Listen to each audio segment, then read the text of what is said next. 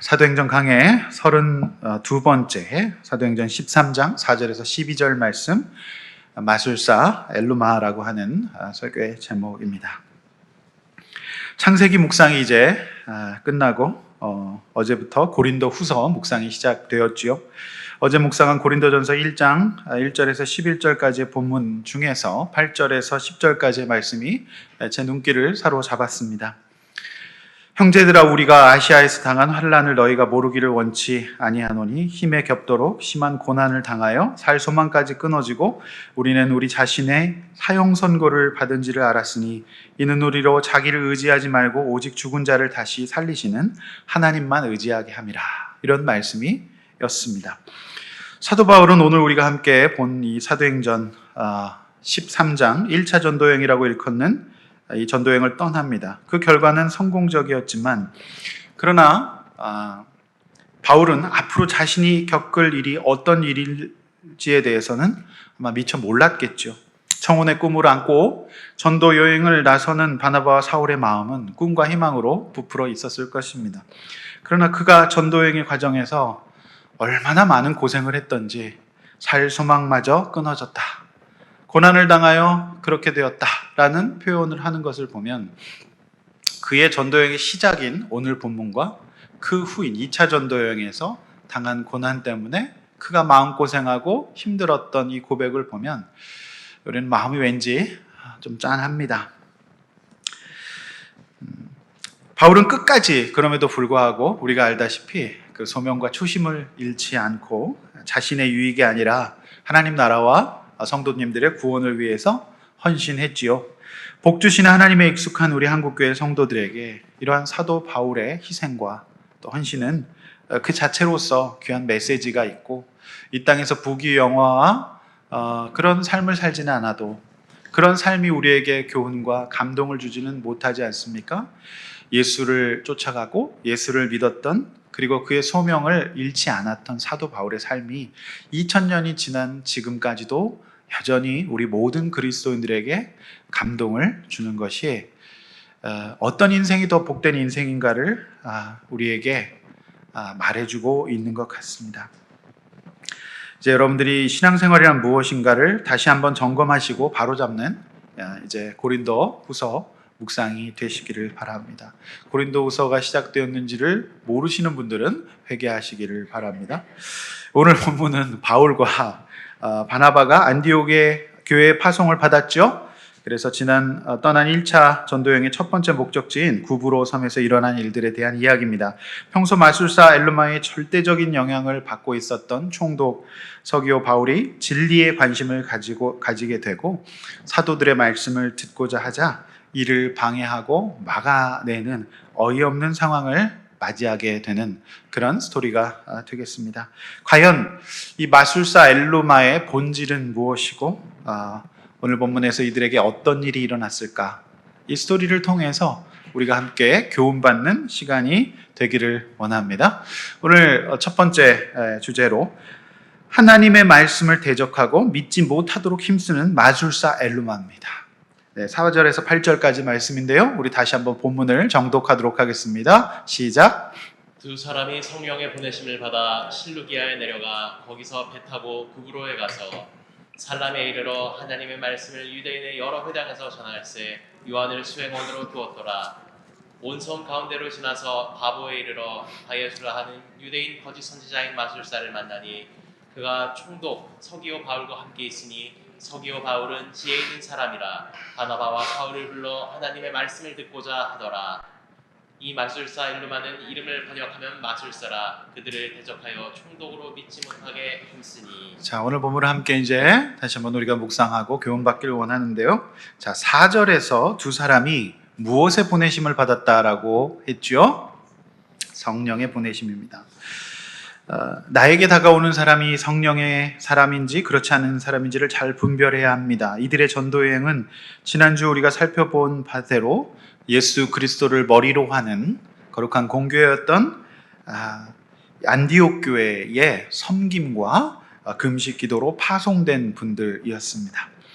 그러므로 이분들을 귀하게 여겨야 하겠죠. 성령께서 하시는 일이 무엇이겠습니까? 그것은 구원과 치유와 회복의 일이 아니겠습니까? 그러므로 이 구부로 섬에 있는 모든 사람들은 이분들을 잘 모셔드려야 합니다. 성령의 보내심을 받지 않고 나에게 오는 사람은 불신과 상처와 혼란을 가져다 줄 뿐입니다.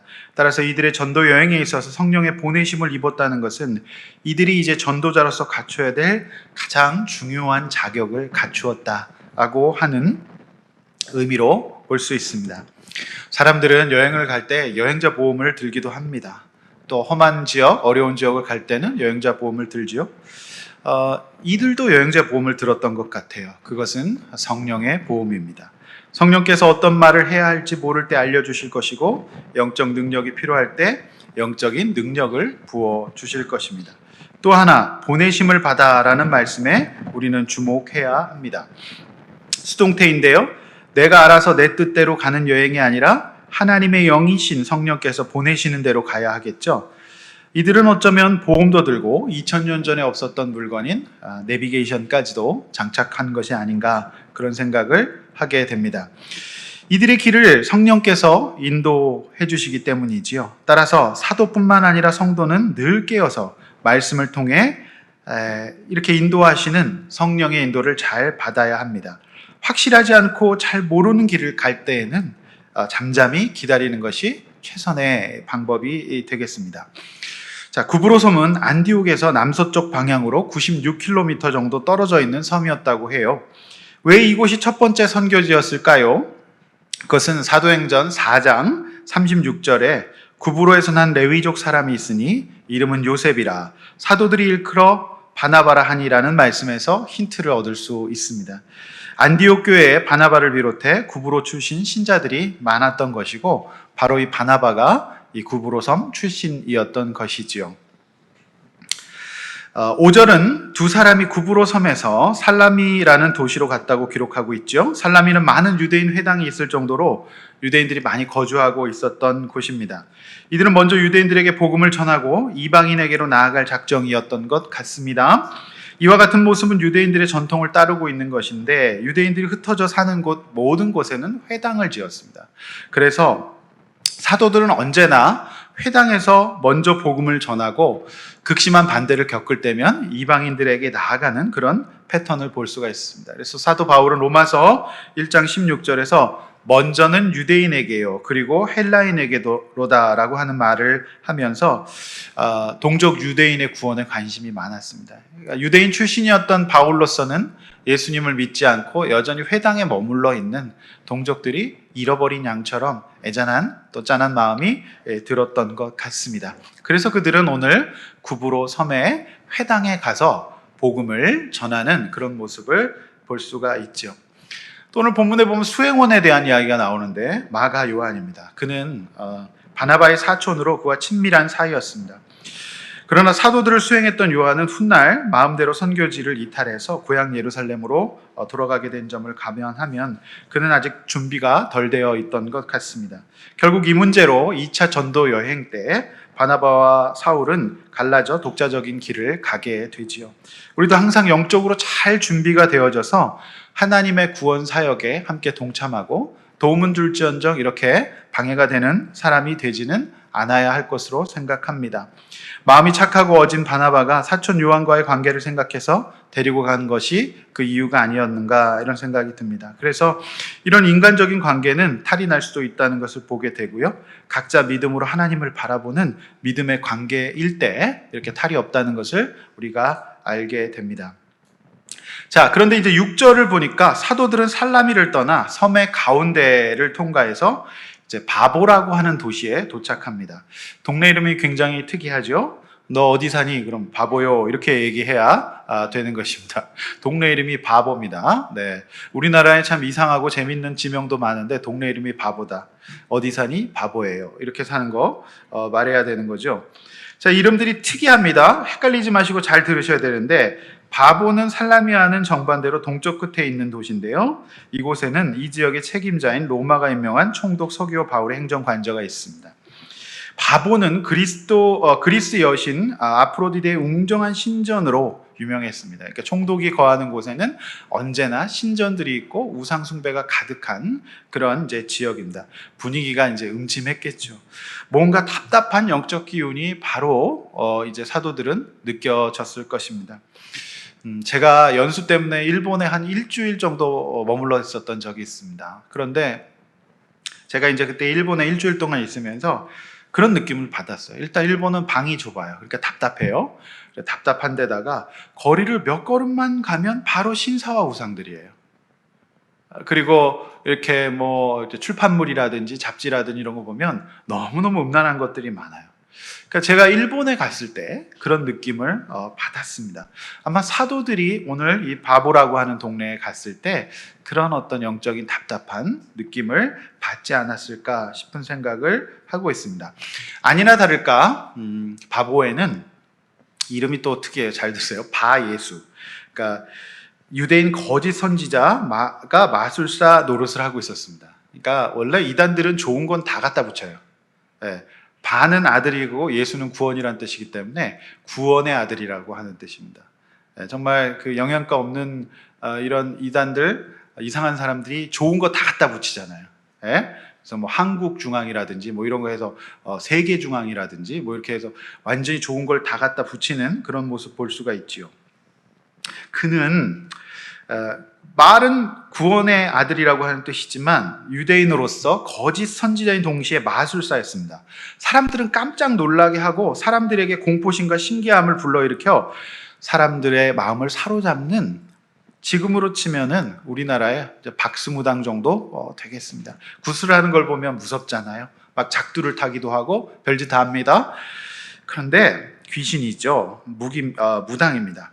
이 무당은 굉장히 잘 나가는 무당이었던 것 같습니다. 그래서 이제 바닥에서부터 시작해서 총독을 위해 구슬하고 점을 쳐주는 소위 왕실 무당이 되었던 것이죠. 이게 보통 사람이 아니었던 것입니다. 왕실 무당이 될 때까지 얼마나 이 사람이 애를 많이 썼겠습니까?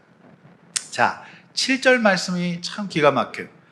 무당이 누구와 함께 있느냐? 자, 총독 서기오 바울과 함께 있다고 얘기를 해요. 이제 권력의 핵심에 들어간 거예요. 그래서 누구와 함께 있느냐가 이렇게 중요합니다. 총독이 마술사와 함께 있는 한 자신을 망칠 뿐만 아니라 나라를 망치게 될 거예요. 자, 근데 7절은 묘한 복선을 깔고 있어요. 총독 서기오가 비록 마술사, 무당과 함께 있지만 그는 지혜 있는 사람이다라고 기록되어 있어요. 이제 복선이 깔리고 있죠? 자, 역시 로마가 임명한 총독은 사실 이 무당만큼 또 거기까지 올라올 때는 또 나름대로의 내공이 있는 사람이었던 것 같아요. 자, 이 사람, 이 총독의 이름이 사도 바울의 이름과 같아요. 자, 그런데 그 사람 역시 가까이 하고 도움을 받는데 이 사람이 볼 때 뭔가 이 무당이 문제가 있다는 것을 알아챈 것 같아요. 자, 그래서 그는 놀랍게도 마법사 엘루마를 제끼고 바나바와 바울을 불러서 하나님의 말씀을 듣고자 합니다. 네. 자, 8절에서 마술사 이름이 엘루마라고 밝히고 있어요. 자, 드디어 여기서 한번 그의 이름이 본명을 이렇게 말해주는 것을 통해서 이제 그의 본색이 드러날 것이다 라고 하는 것을 이제 성경이 암시하고 있는 것이죠. 재밌지 않나요? 저렇게 성경을 보면 재밌어요. 이런 게, 야, 이제 이름을 탁 밝힘으로써 이 사람의 본색이 드러나겠구나. 성경이 이렇게 의도적인 기술이기 때문에 여러분들이 이렇게 성경을 묵상하시면 도움이 많이 됩니다. 엘루마는 그야말로 마술사, 거짓말쟁이, 뻥쟁이 이런 뜻입니다. 평생을 속이면서 살아왔다는 뜻이에요. 그는 평생을 찰나를 속이면서 살아왔어요. 그런데 그가 이제 큰일이 났습니다. 만약 총독이 사도들이 전하는 하나님의 말씀을 듣고 구원이라도 받는다면 이제 자신의 입지는 없어지겠죠. 자, 초조해진 그는 해서는 안 될 마지막 악수를 둡니다.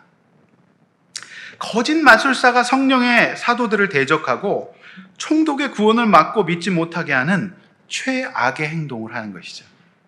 그래서 오늘 본문이 누구의 보내심을 받았다라고 기록하고 있죠? 성령의. 거짓 마술사가 성령님의 역사를 방해하고 붙으면 어떻게 되겠습니까? 결과는 예상이 되지요. 백전백패. 네. 그래서 성경을 이렇게 한 절 한 절 읽어보면 참 재밌는 묵상이 됩니다. 바둑에서 그 돌을 놓았기 때문에 패배하게 된 악수를 뭐라고 얘기하죠? 퀴즈입니다. 피읍으로 시작합니다. 바둑에서 마지막 그거 한 수 딱 잘못 나서 지는 거. 패착이라고 합니다. 그게 이제 패착이 된 거예요. 네. 자, 우리는 마치시면 상품 드리려고 그랬는데 네, 패착이 됩니다. 우리는 이 대목에서 마술사 엘루마에 대해서 한 걸음 더 나아가서 이 사람의 본질이 주는 교훈이 있어요. 이걸 한번 다시 우리가 한 걸음 더 나아가서 깊이 생각해 보고 교훈받아야 됩니다.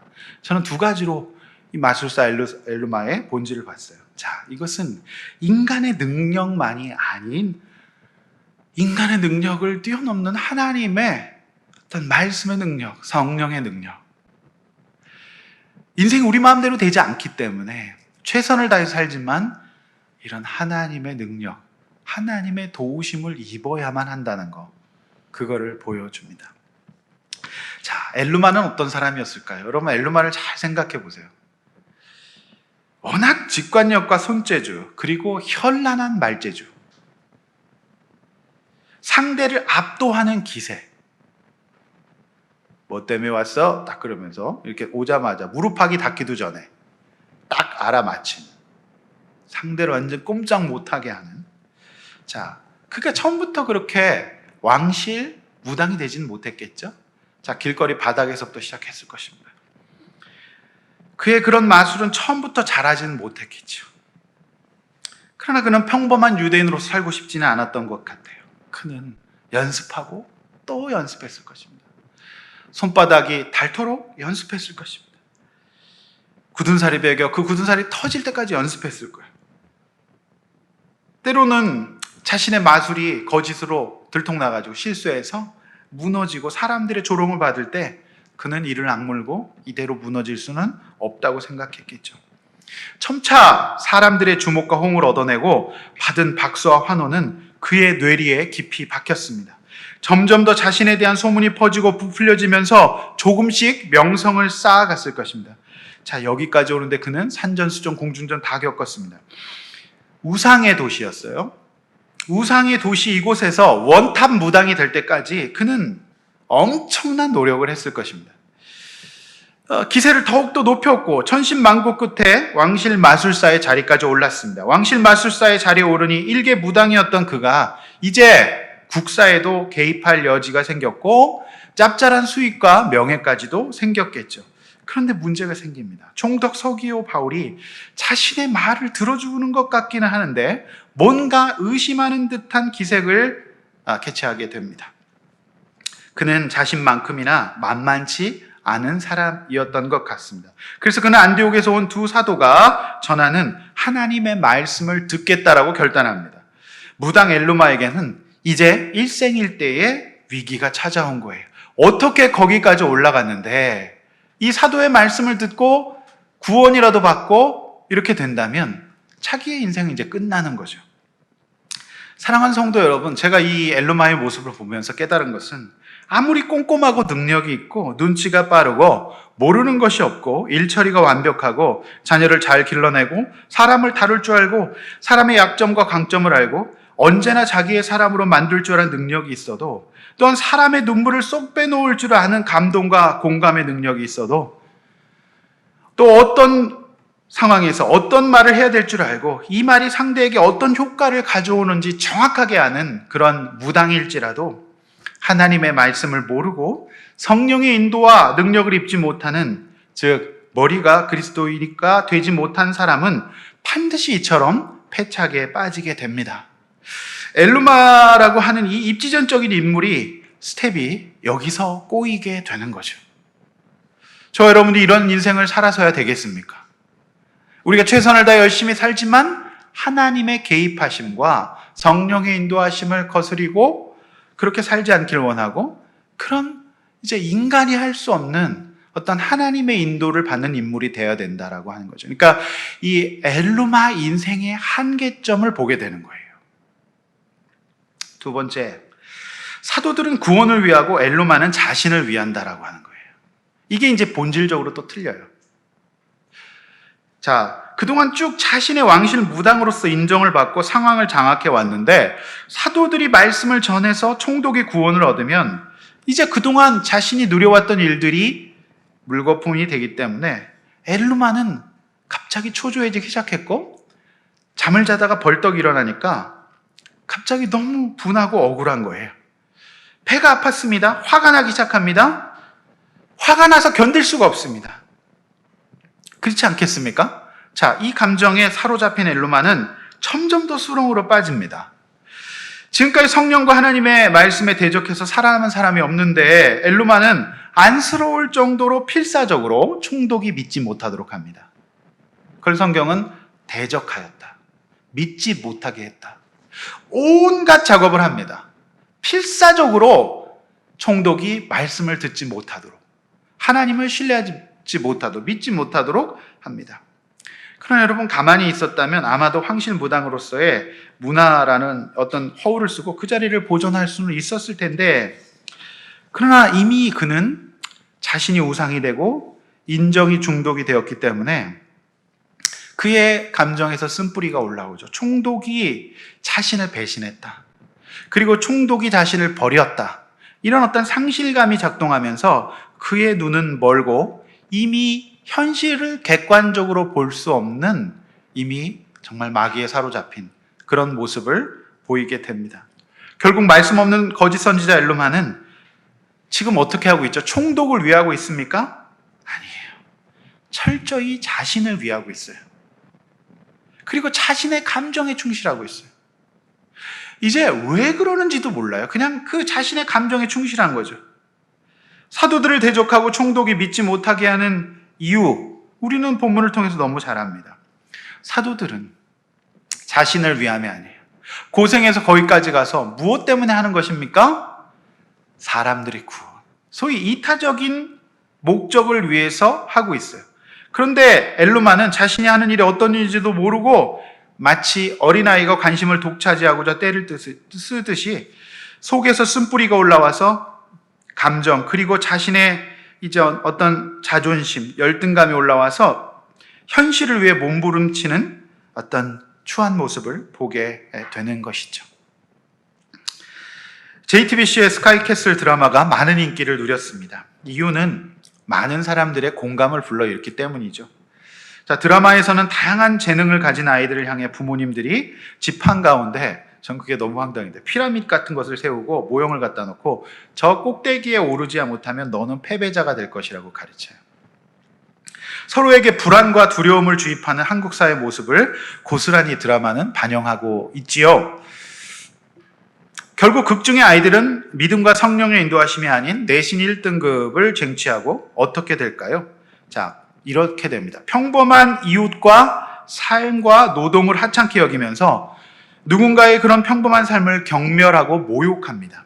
아무렇지도 않게 차별과 멸시의 시선을 보내고 그렇게 오만과 특권의식을 기르는 것으로 드라마는 마무리가 되지요. 저는 이것을 보면서 그런 생각했어요. 어쩌면 이 사회가 사람을 살리는 바울이 아니라 자신이 받아야 될 주목과 인정을 빼앗아가는 자들을 미워하고 질투하고 타도해야 되는 어떤 그 상실감과 미움을 가질 수밖에 없는 다른 사람들의 안정된 삶과 구원을 방해하는 소위 엘루마들을 키워내고 있는 것이 아닌가, 그런 생각을 가지게 되었습니다. 자, 지난주에 일어난 황당한 사건이 있습니다. 저는 보다 그런 사건은 처음 보았는데요. 먼저 1분짜리 뉴스 영상을 한번 보도록 하겠습니다. 편의점 돌진 사건입니다. 이 사건 한번 보도록 하겠습니다. 검은색 승용차가 편의점 안에서 후진과 전진을 반복합니다. 매대에서 쏟아진 물건들은 차에 밟혀 형체도 알아보기 어렵습니다. 매장 안을 휘젓던 차량은 경찰이 공포탄을 쏘고 난 뒤에야 멈춰섰습니다. 운전자 39살 황모 씨가 차를 몰고 편의점 안으로 돌진한 건 오후 6시쯤. 당시 매장 안에는 편의점주와 직원까지 3명이 있었습니다. 20분가량 이어진 난동에 유리 파편을 맞은 점주는 찰과상을 입었습니다. 이 황당한 사건의 시발점은 편의점 본사에서 개최한 그림대회였습니다. 지난 6월 이 편의점을 통해서 제출하려던 초등학교 6학년 딸의 그림대회 출품작이 분실되면서 황 씨와 편의점주가 갈등을 겪게 된 겁니다.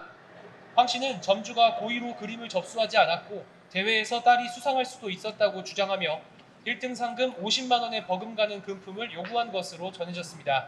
딸이 1등이 될 수도 있는데 분실돼서 없어진 거 아니냐. 그래서 제가 5만 원을 줬어요. 5만 원 달라고 해서. 이거 갖고 안 되겠다. 또 찾아오고 협박하고. 황 씨는 앞서 지난 6월에도 같은 이유로 난동을 부리다 붙잡혀 불구속 상태에서 재판을 받고 있었습니다. 일부 금액을 보상받은 뒤에도 황 씨의 항의와 소란이 이어지자 점주 요청을 받은 경찰이 신변 보호 조치에 나서기도 했습니다.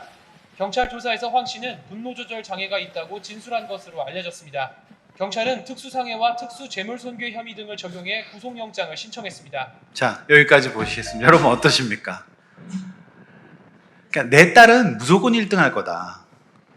그러니까 내 딸과 딸의 엄마로서 받아야 될 영광을 당신이 이 그림을 접수를 잘못하고 뭐 잊어버려서 오늘 이 사단 이렇게 되었다 하면서 엘루마가 여기 있는 것입니다. 그래서 39세 여성은 정말 건드리면 안 되는 것이죠. 딸이 있는 39세 여성을 잘못 건드리면 어느 날 차를 몰고 들어와서 여러분 이 여자가 하는 걸 보세요. 총 쏠 때까지 자근자근 밟습니다. 왔다 갔다 하면서 그 편의점 들고 들어가고 그 안에서 자근자근 밟아요. 야, 저는 이걸 보면서 내가 받아야 될 영광과 주목을 빼앗겼을 때 일어나는 그 엘루마의 마음이 바로 이런 것이었겠구나. 철저히 자기 때문이에요. 아니, 자기 딸의 그림이 얼마나 잘 그렸는지는 모르겠는데 그게 무조건 1등이라는 걸 어떻게 알아요? 그래서 이분이 참 이 편의점 점주 이분도 참 이런데 우리는 이제 무엇을 밟았다 이렇게 이제 얘기를 하죠. 결국에는 총을 쏴서 돼. 그죠? 경찰이 뭐라 팍 그러죠. 이제 바울이 바로 그렇게 합니다. 여러분 놀랍지 않습니까? 그럼 제가 이걸 보면서 엘루마를 설명할 가장 적절한 어떤 영상이다, 뉴스다. 그렇게 이제 생각이 되었습니다. 철저히 자기만을. 결국 파멸이 아니겠습니까? 여러분 극단적인 예이지만 모두가 이러는 건 아니지만 인간의 악함이 어디까지인지를 보여줘요. 그러니까 여러분 오늘 이 말씀이 우리에게 어떻게 적용돼야 될 것 같으세요? 내가 받아야 될 영광, 또 내가 받아왔던 인정, 또 어떤 그 내 중심의 세상이 망가진다는 것을 견디지 못하는 거예요. 이 엘루마가 철저히 자기 때문이잖아요. 여러분 어떻게 생각하십니까? 자, 이런 부분들이 여러분 없다고 생각하십니까? 여러분 저는 이런 거라고 생각해요. 우리 공동체에서도 있습니다. 여러분 굉장히 나랑 친하게 어떤 지체가 잘 지냈어요. 그런데 이제 목장이 바뀌고 이분이 글쎄 다른 분하고 너무 친한 거예요. 저 그런 거 굉장히 많이 봤습니다. 그러면 엘루마로 바뀝니다. 그래서 어떻게 합니까? 어떻게 해요?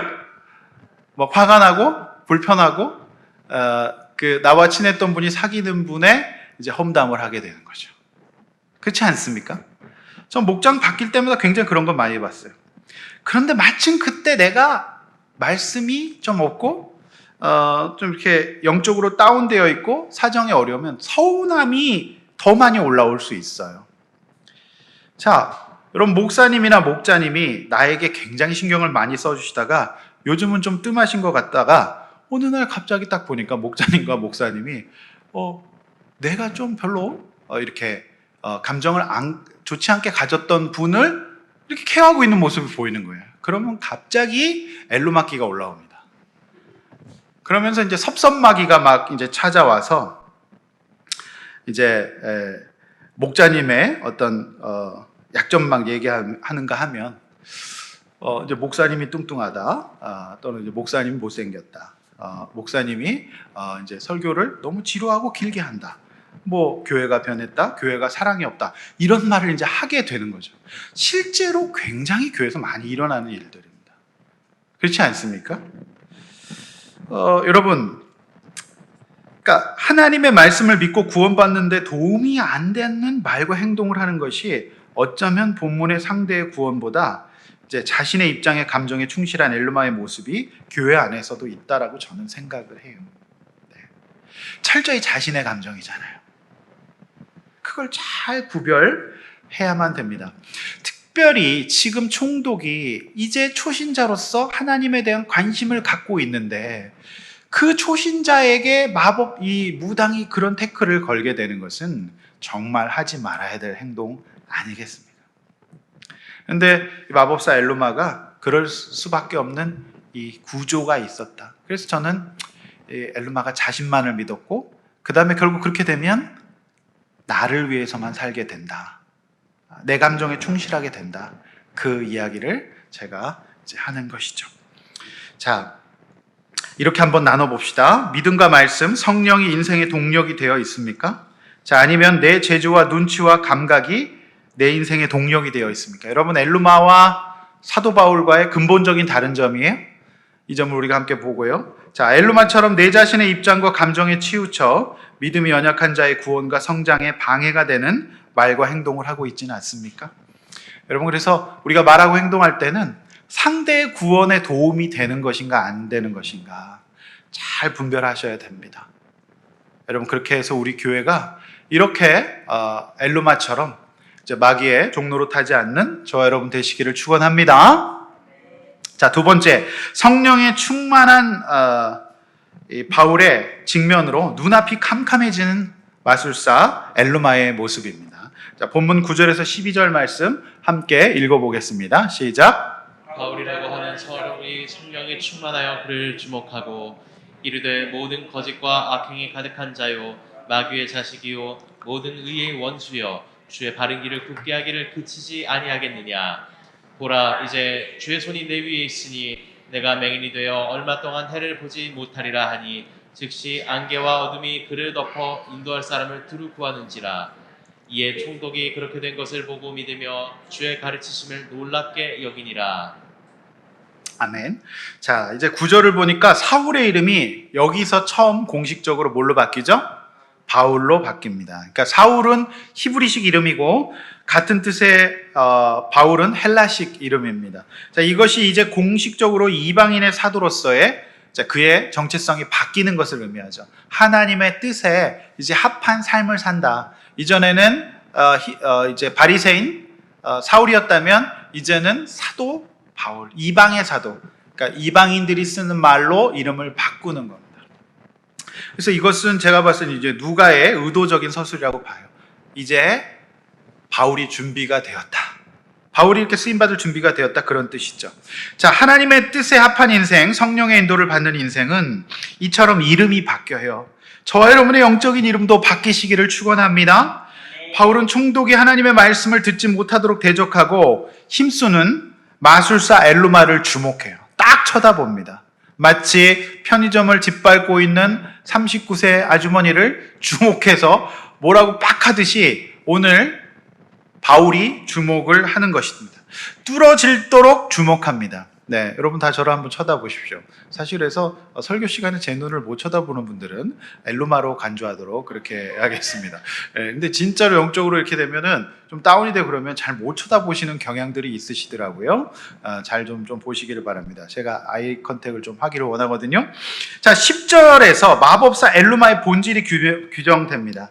뭐라고요? 거짓과 악행이 가득한 자, 마귀의 자식, 모든 의의 원수, 주의 바른 길을 굽게 하는 자였습니다. 한 영혼이 하나님의 말씀을 듣고 구원을 받아 새롭게 거듭날 수 있는 이 엄청난 현장을 감히 인간의 얄팍한 새치어와 사람을 속이는 마술의 능력과 상대방의 구원을 위한 것이 아니라 그저 자신의 역기능적인 감정, 쓴뿌리가 올라와서 마치 편의점을 습격한 아주머니처럼 행동하고 있었던 거예요. 말씀이 전해지는 것을 못하게 했고 이들 사도들이 총독에게 접근하는 것조차 막았습니다. 그것이 바로 오늘 본문의 서술이에요. 그래서 사도 바울이 뭐라고 얘기하죠? 그치지 아니하겠느냐. 이 경찰관이 했던 말하고 비슷하지 않습니까? 그치지 아니하겠느냐. 딱 그렇게 얘기합니다. 자, 그러자 그동안 수많은 마법을 행했던 엘루마가 흉내도 낼 수 없는 천지를 지으신 하나님의 마법이 시작됩니다. 하나님 편에 이제 스케일이 다른 이제 마법이 시작됩니다. 갑자기 마법사 엘루마의 눈이 보이지 않는 거예요. 순간 엘루마의 눈앞이 깜깜해졌습니다. 대낮에 안개와 어둠이 덮여 그가 자신의 손을 잡아 인도해 줄 사람을 찾아야 할 처지가 된 것이죠. 마법사 엘루마가 한 번도 해보지 못한 마법이었어요. 출애굽과 천지를 창조하신 하나님의 마법의 스케일입니다. 게임이 되지 않죠. 그런데 우리가 여기서 주목해야 될 말씀이 있어요. 저는 이제 이 본문에서 하나님의 은혜가 있다고 봐요. 뭔지 아십니까? 주의 손이 어디 위에 있다? 마법사 엘루마 위에 있어요. 저는 그 의료에서 굉장히 정말 신비한 기술이 뭐냐면 마취라고 하는 기술이에요. 그 마취 굉장히 놀랍습니다. 마취가 생기기 전에는 생으로 수술했으니 얼마나 힘들었겠어요. 저는 그게 이제 마치 이런 것이 아닌가. 주의 손이 그 위에 있고요. 이게 굉장히 무섭고 저주의 말씀 같지만 또 하나의 은혜가 있어요. 여기 뭐냐면 한동안이라고 써 있어요. 한동안. 자, 무슨 말이죠? 아예 그를 못 보게 한다는 게 아니에요. 마법사의 마법은 상대에게 유익이 안 되는 거지만 하나님의 마법은 결국에 사람을 살리는 마법이에요. 이게 너무너무 큰 거죠. 하나님 이거 너무 심한 거 아닌가? 멀쩡한 사람 눈을 멀게 하다니. 갑자기 여러분 눈이 막 아프지 않으세요? 네? 우리도 마법사 엘루마처럼 한 적이 있는데 여러분 그게 하나님의 마법은 우리 인간이 생각하는 마법과 달라요. 아예 그를 못 보게 한다는 것이 아니라 주의 손이 그 위에 있기 때문에 저는 그 사람도 구원받을 기회가 있다라고 생각합니다. 잘 보던 사람이 한순간 눈앞이 안 보이면 얼마나 공포스럽겠습니까? 그러나 분명히 성경에는 얼마 동안이라고 써 있어요. 잠시 못 볼 수 있어요. 사람을 속이고 다른 사람의 구원에 방해가 되는 인생을 살아왔을 수도 있어요. 그러나 잠시 동안만 그렇게 될 것이라고 말합니다. 다시 보게 될 거예요. 이전에 어떻게 살았든지 간에 또한 엘루마가 성령을 대적하고 이상한 역기능적인 감정, 자신의 상실감과 열등감, 상처가 올라오면서 총독의 말씀을 듣고 구원받는 일을 방해하였을지라도 앞으로 안 그러면 되는 거예요. 앞으로 그렇게 살지 않으면 됩니다. 지금부터 말과 행동을 조심하면 됩니다. 그에게도 기회가 있습니다. 저는 이 본문이 주는 위로와 은혜의 메시지라고 생각해요. 이거 무서운 말씀 아닙니다. 우리에게 기회가 있다는 걸 보여주는 거예요. 결국 본문은 해피엔딩으로 끝나요. 이 일을 보고 총독이 믿고 하나님의 말씀을 들었어요. 그러니까 이 일을 통해서 총독이 완벽하게 하나님 앞에 돌아오게 만드는 윈. 그리고 잠시 동안 눈을 멀었던 그가 성경에 기록이 되어 있지 않지만 제가 여러 가지 주석을 보니까 어떤 이제 해석자들은 결국에 이 사람도 그 일을 보면서 하나님 앞에 정말 이제 자신의 마술이 하나님 앞에서 게임이 안 되는구나 하면서 그것을 내려놓고 이제 하나님 앞에 돌아왔다라고 하는 해석을 하시는 분들이 계세요. 저는 그 해석을 지지합니다. 네. 그렇지 않았겠습니까? 더 이상 어떻게 성령을 대적하겠습니까? 여러분, 사도행전은 누가가 지었다고 했잖아요. 그래서 누가복음과 사도행전이 연관성이 꽤 많아요. 누가행전이기 때문에. 그래서 여러분 4장 32절에 예수님께서 귀신을 내어 쫓으셨던 본문에서 그의 가르치심에 논란이에서의 동사와 오늘 본문에서 주의 가르치심을 놀랍게 여기느냐의 동사가 같은 단어의 동사예요. 꽤 그런 게 많습니다. 그러니까 오늘 여기에 예수님께서 귀신을 내어 쫓으셨던 것 같이 사도 바울을 통해서 엘루마 안에 있는 악한 귀신을 내어 쫓으셨다는 것과 같은 의미다. 예수님이 행하셨던 그 역사가 오늘 사도행전에서도 똑같이 일어나고 있다라는 것을 누가는 독자들에게 말하고 있는 것이죠. 할렐루야. 제가 이 본문을 묵상하면서 진짜 감동되었던 것은 뭐냐면 그 일을 행했던 사도 바울의 마음이 사랑을 기반으로 하고 있었다는 거예요. 여러분, 사실 눈이 멀었다가 뜬 사람 누굽니까? 자신이 했어, 자신. 자신도 잠시 못 봤어요. 그런데 자신이 어떤 일을 했습니까? 엘르마처럼 똑같이 바리새인으로서 이 스데반 집사를 돌로 쳐 죽이기까지 했던, 다른 사람의 구원을 막고 말씀을 못 들게 하고 예수님을 저주하고 핍박했던 엘르마가 바로 자신이었잖아요. 몰라서 상처가 올라와서 또 바리새인으로서 계속 인정을 받고 성공을 보장받았던 자신이 예수라고 하는 사람이 그 유대교의 체제를 흔드는 게 믿고 싫어서 대적하고 돌로 쳐 죽이고 핍박했던 자신 아닙니까? 똑같잖아요. 저는 엘르마를 봤을 때 그 엘르마의 눈빛과 행동 속에서 사도 바울이 자신을 봤던 것으로 보여요. 그래서 마음이 짠했겠죠. 불쌍했겠죠. 그래서 그를 엄하게 꾸짖는 동시에 뭐라고 얘기합니까?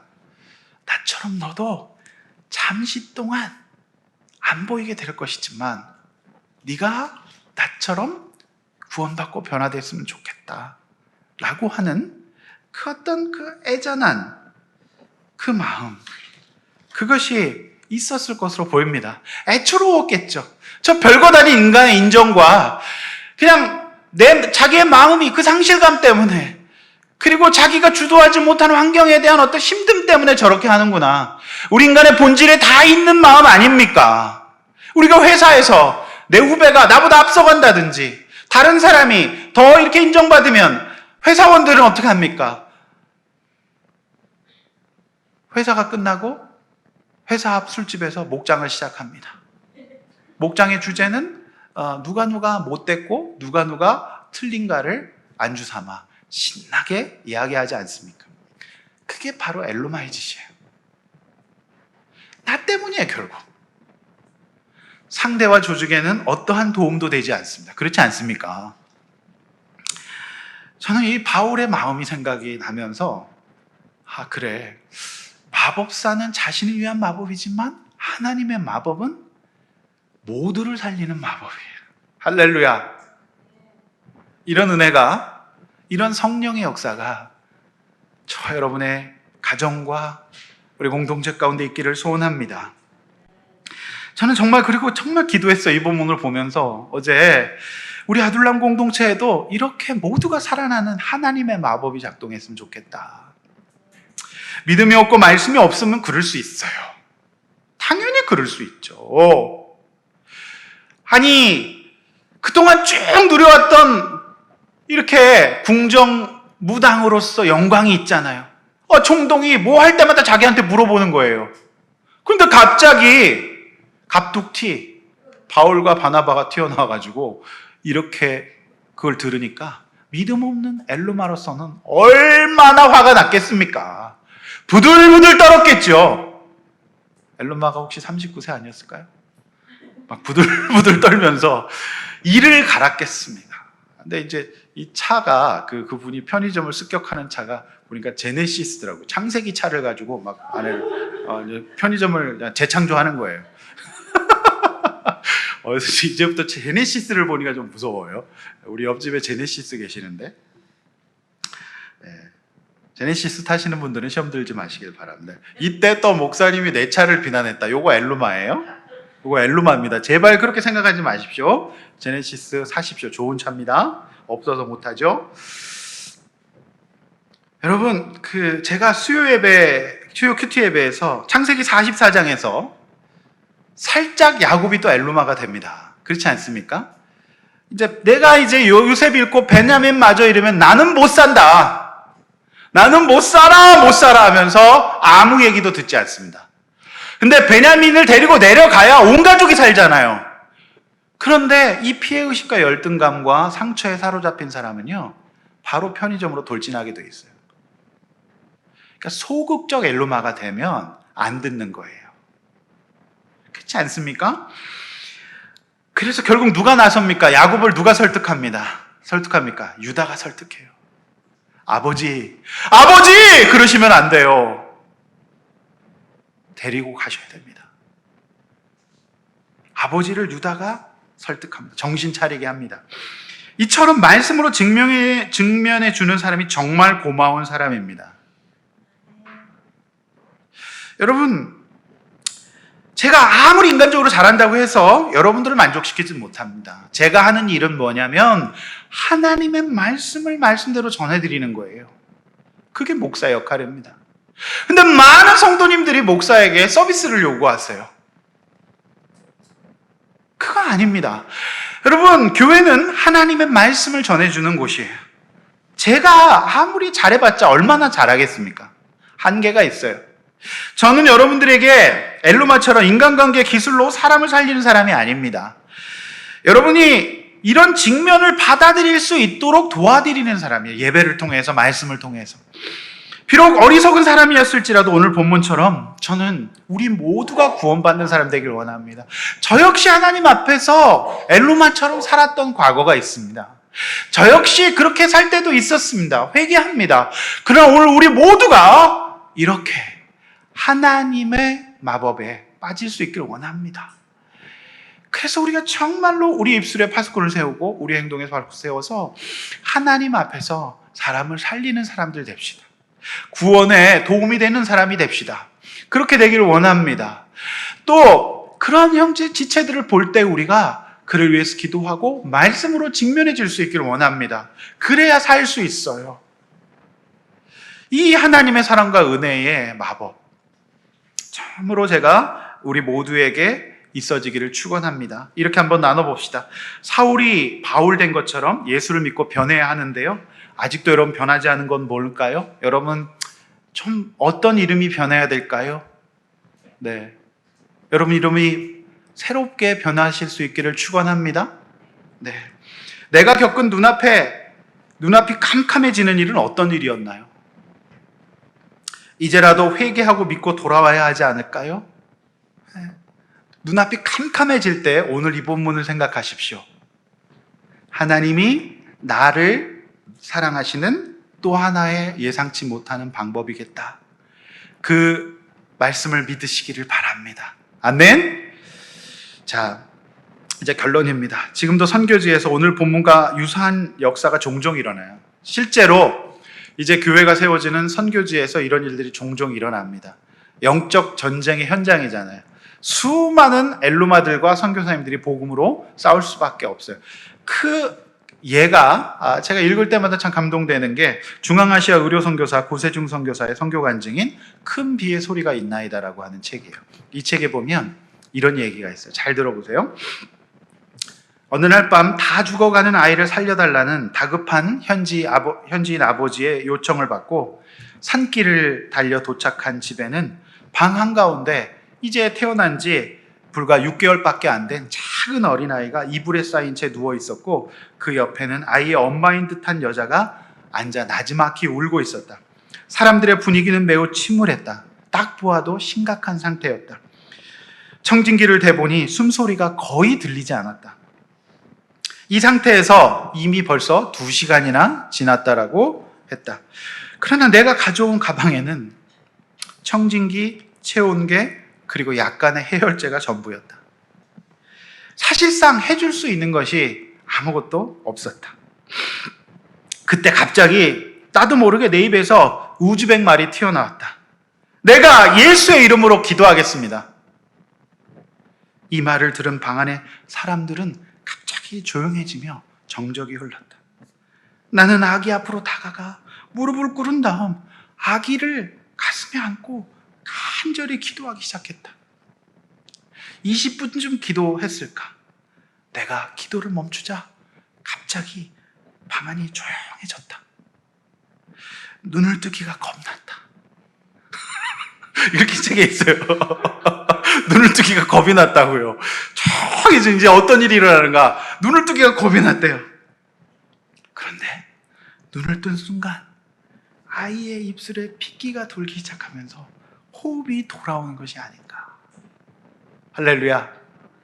자, 이런 일들이 사실은 선교지에서 종종 일어난다고 해요. 그래서 진짜로 영적 다운될 때는 선교 한번 갔다 오시면 굉장히 도움이 됩니다. 배한주 선교사님 성령 충만하잖아요. 그러니까 아내를 고생시키는 게 아니다. 영광이다. 막 이런 식으로 얘기하고. 자, 그런데요. 제가 오늘 이 본문의 결론에서 이 인용을 한 이유가 있습니다. 아기가 살아난 다음의 이야기예요. 반전이 있습니다. 잘 들어보십시오. 우리는 얼른 그 아이를 업고 할렐루야 찬양하며 가장 가까운 마을 병원으로 데려가자고 했다. 밤 12시가 넘어서 아기를 병원으로 급하게 선교사님의 차에 태우고 가는 중에 그런데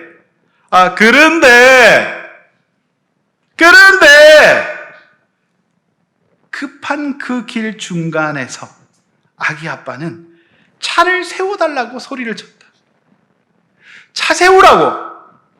이유를 물어보니 그 동네에 신통하다는 뮬라, 마을의 이슬람 지도자로서 이 나라 시골에서는 병이 나으려면 치료를 위해 이들에게 찾아가 기도를 받는다고 해요. 뮬라에게 들어가서 기도를 받고 가자는 거예요. 자, 여러분, 얼마나 기가 막혀요. 하나님의 능력으로 기도로 살려놨더니 차 세우라고, 뮬라에게 가자고. 당신은 여기까지 해주면 된다고. 선교사님은 아버지에게 소리쳤습니다.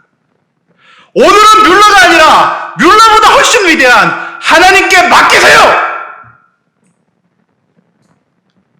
아마 바울이 이 마법사에게 그렇게 소리지지 않았겠을까요? 편의점 돌진하는 39세 아주머니에게 총을 쓰기 전에 경찰이 외쳤듯이. 여러분, 참 이 기가 막힌 이야기. 이게 그 정도로 한 신자가 하나님께 넘어오는 일이 어려워요. 아기가 살아나는데도 아버지는 그렇게 우상에게 기도하러 가자 그래요. 이 얘기도 그런데 마법사가 그거 놓기가 얼마나 어려웠겠습니까? 사단은 절대 가만히 있지 않습니다. 그래서 오늘 여러분이 예배를 드린다는 것이 보통 일이 아니에요. 저는 성령께서 역사해 주시기를 축원합니다.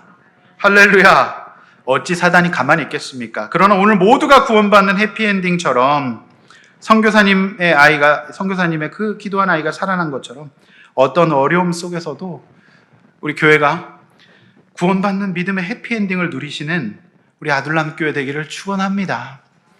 여러분, 정말로 영적 싸움에서 마음을 놓으시면 안 돼요. 나도 모르는 사이에 내가 사단의 도구가 될 수 있다는 것을 명심하고 우리 자녀들에게 또 우리 내 주변의 모든 사람에게 구원의 도구가 될지언정 막고 엘루마의 역할을 하지 않는 저와 여러분 되시기를 간절히 축원합니다.